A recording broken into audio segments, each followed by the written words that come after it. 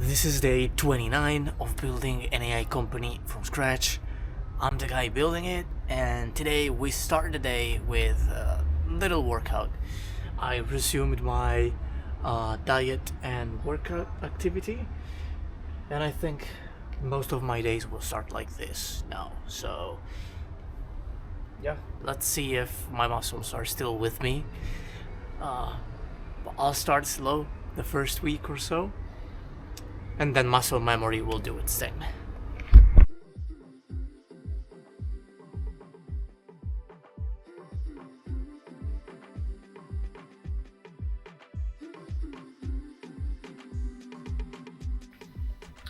Nice workout, nice shower, connected with a few people over Instagram and TikTok. I've been kind of trying that reply guy strategy on both platforms because it's paying off quite a lot um, on Twitter, but not as much on other platforms because I honestly haven't tried it that hard. So my go-to strategy for Instagram right now is videos aren't performing. Like they don't even get past 500 views. I have no video past 1,000 views. I think the best one is like 800, which is literally the minimum I get on TikTok for the worst video I post, which is normal because I got 20,000 followers, like 18,000 on TikTok. And the way these algorithms work, at least right now, is they show the video to your followers first, the percentage of your followers, and based on their response, they push it to non-followers. The problem with this, with a brand new account on Instagram, is that I have 43 followers.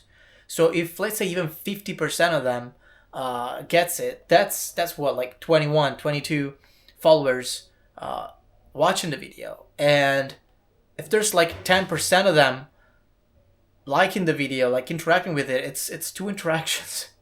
So it's not enough. It's not enough to logically push the video forward.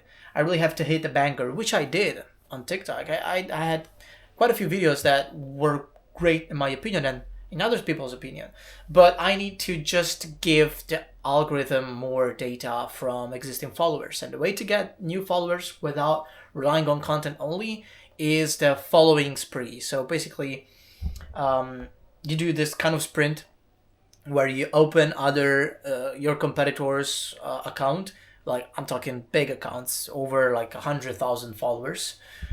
You go to the latest followers or to the latest videos and people that like those videos, if the list is public, and then you just follow them. That's it. And you can expect 10-20% of them to follow back.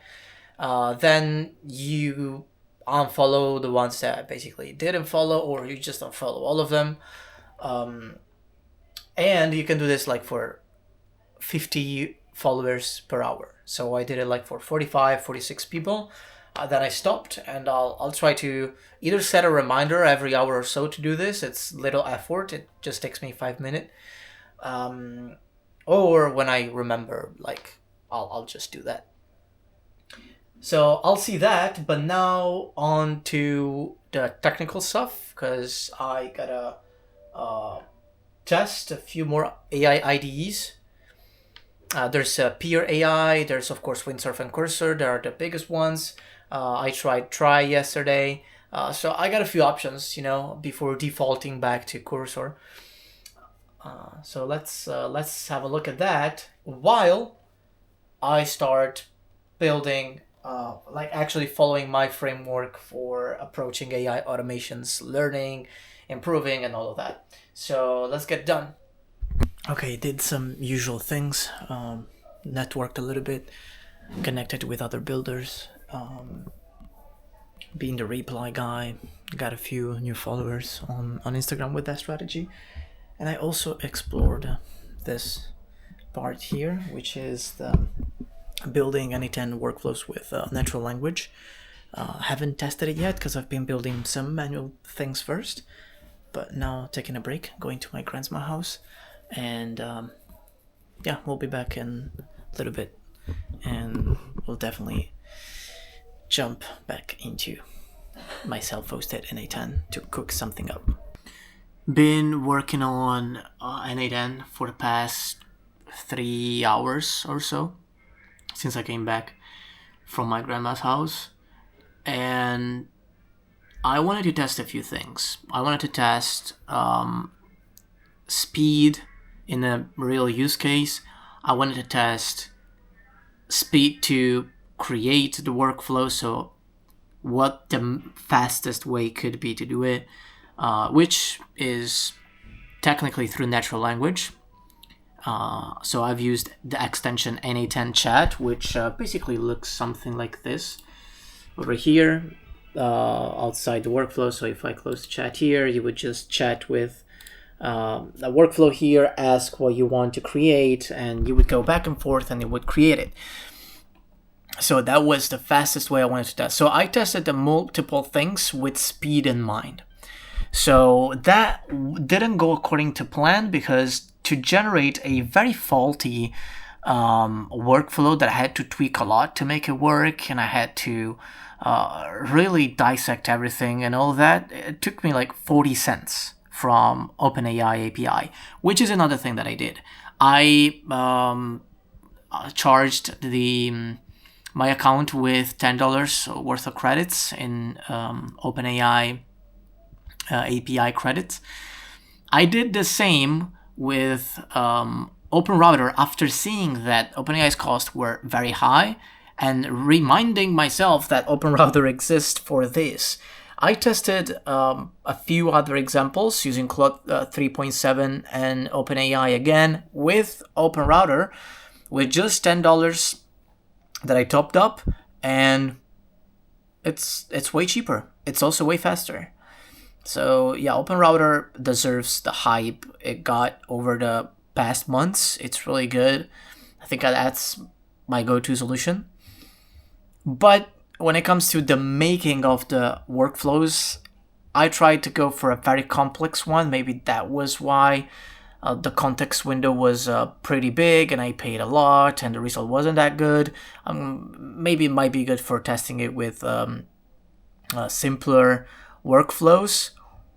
But yeah, worst case scenario, I got the system prompt from N8N Chat that I can simply use inside OpenAI, inside ChatGPT, and just create my workflows from there, rather than using the API platform.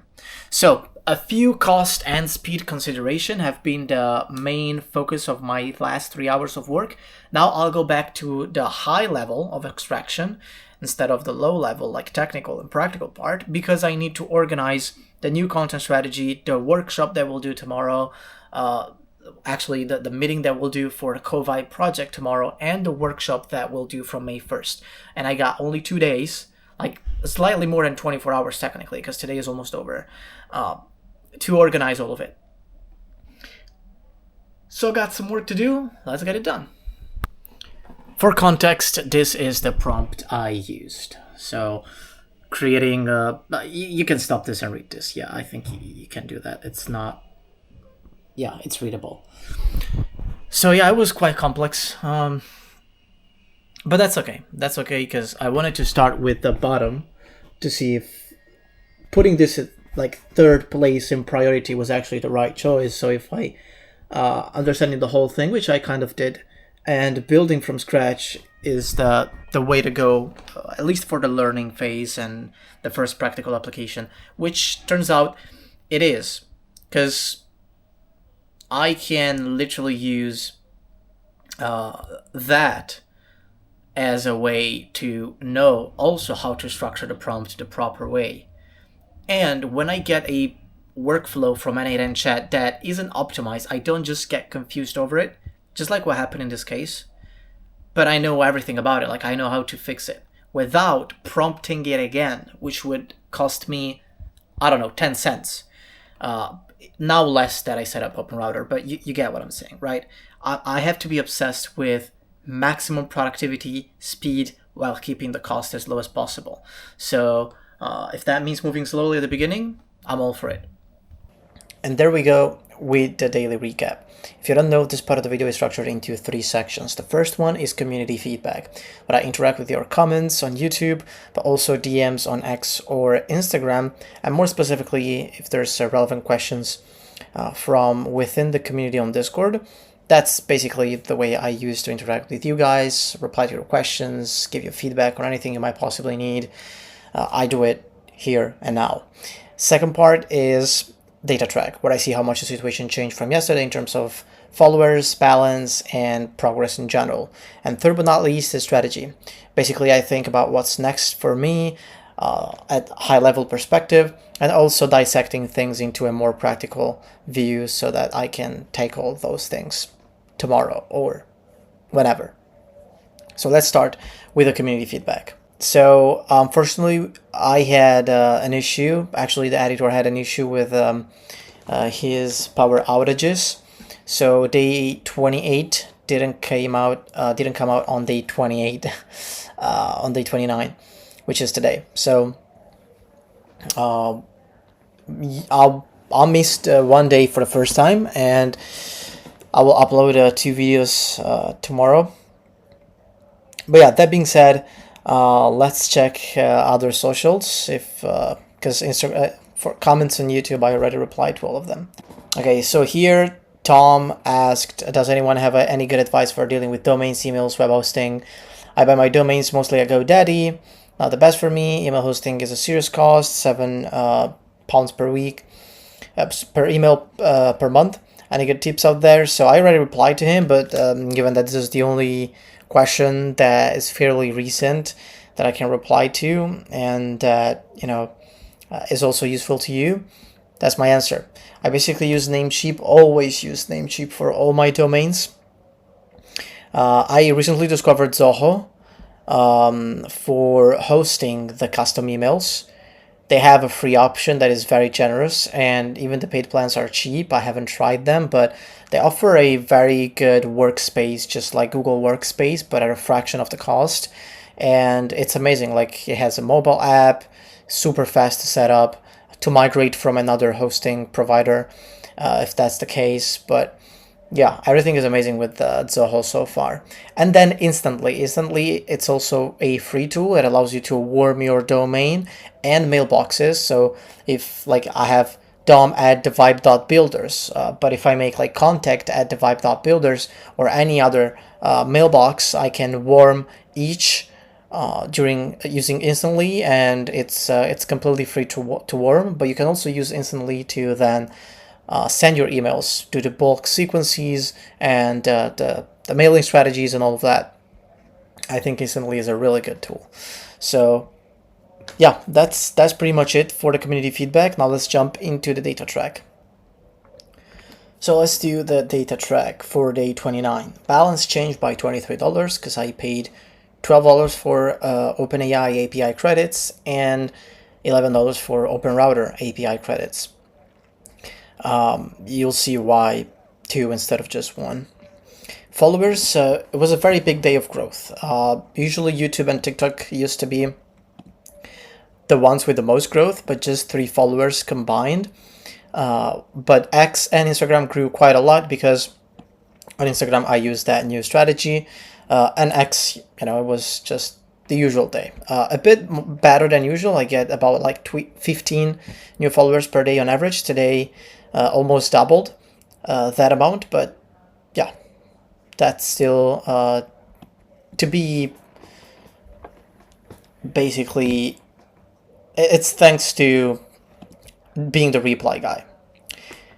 On Instagram, I use that strategy that it's basically in here, following sprints to get some traction. So again, manually following people that are following relevant accounts that I look up to, that could be my competitors, all that kind of stuff.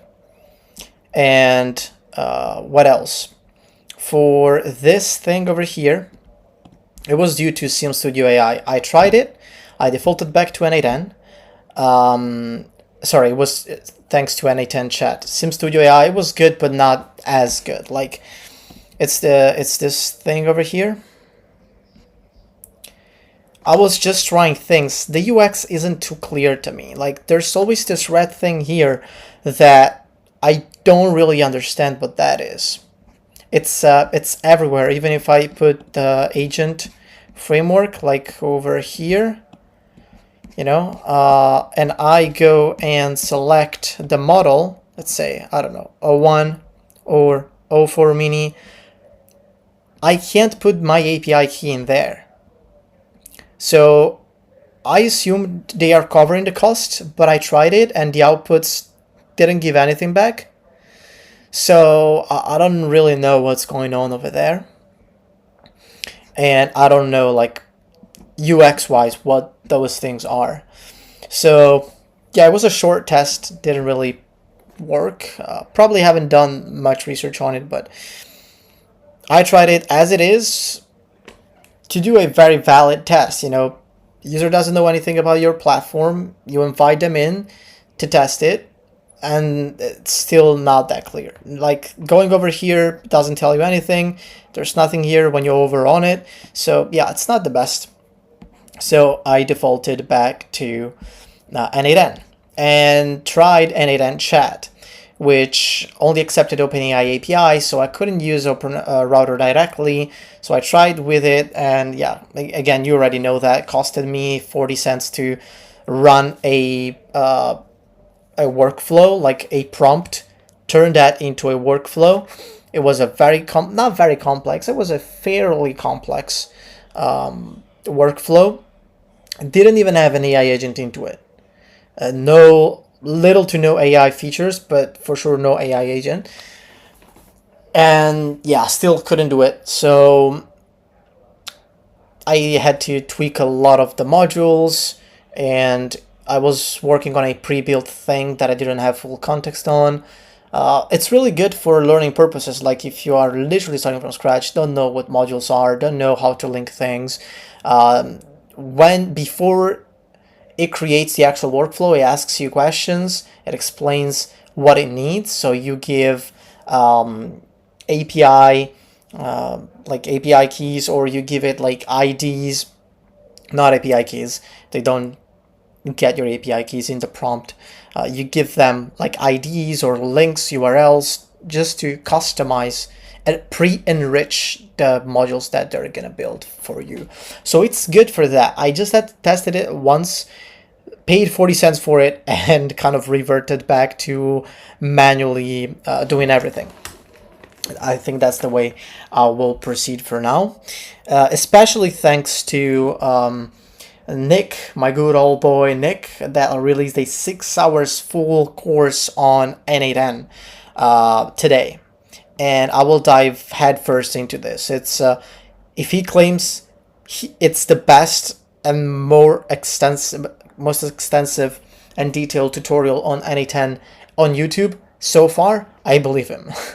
I think I got Nick, as you know, Nick for AI and Minoli for entrepreneurship, building public creators as really the GOATs for me as inspiration. So I'm gonna steal everything I can possibly steal from Nick in this tutorial. Tomorrow I'll raw dog it. I'll just get the most out of it. I ported it over to my Dia already so that I can use the chat feature and help me throughout like the whole video, dissecting all of it. Summarizing it, creating outlines. I think right now in the backend is downloading the whole video, transcribing it. It's very long. And then a few more options usually pop up in here that are more detailed to what you exactly. Explain the different data types, list the function for strings. It doesn't really overwhelm you with all possible options, so I guess it extracted the two most detailed things that he talked about over here. But yeah, I'll just help him. It will just help me go like not minute by minute, but maybe 30 minutes at a time, dissecting the whole juice of it, and yeah, storing in my second brain that, as you know, I have set up on Fabric.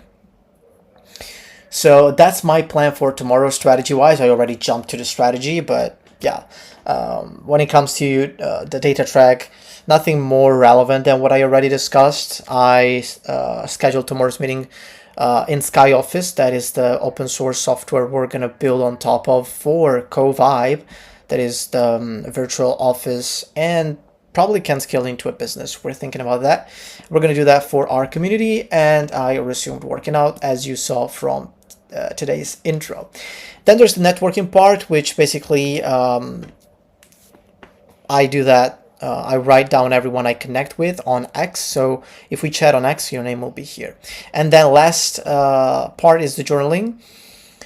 But before I do the journaling, I do the strategy. In this case, I already did most of the strategies, because tomorrow will be literally based on what happens during the meeting. So what's next for CoVibe in general? Keith already made some progress on it.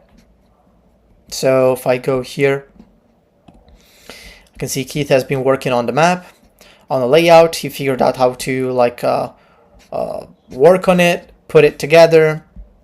Yeah, decorated it a little bit. So that's quite good. That's already pretty good.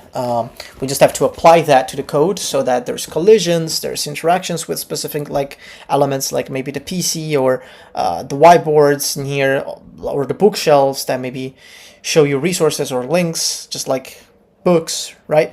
So we're gonna figure that out tomorrow, but it was just me and Keith working on it.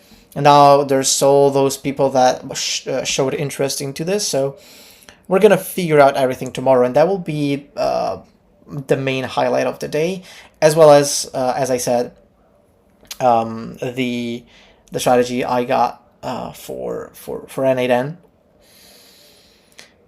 What else? I think that's pretty much it. I'm not gonna overwhelm myself with too many extra things. Other than that, for sure, another important thing that I'll do towards the end of the day will be to literally kick off the workshop that is in 2 days. May 1st, we start with a 30-day workshop to prepare for the Bolt Not New $1 million hackathon, and yeah, hosting it for the horror community. I'm gonna make a content series around it. So got a few things to figure out for that. But that's pretty much it. If you want to see the journaling as well, to see how my mental state or sanity changes in the course of this series, you can follow me on X, as well as getting these daily recaps about 12 hours. I can see my brain is fried already when I get to this point of the day. I was saying about 12 hours before I post these videos here. That being said, see you guys in day 30, last day of month 1, and let's keep building.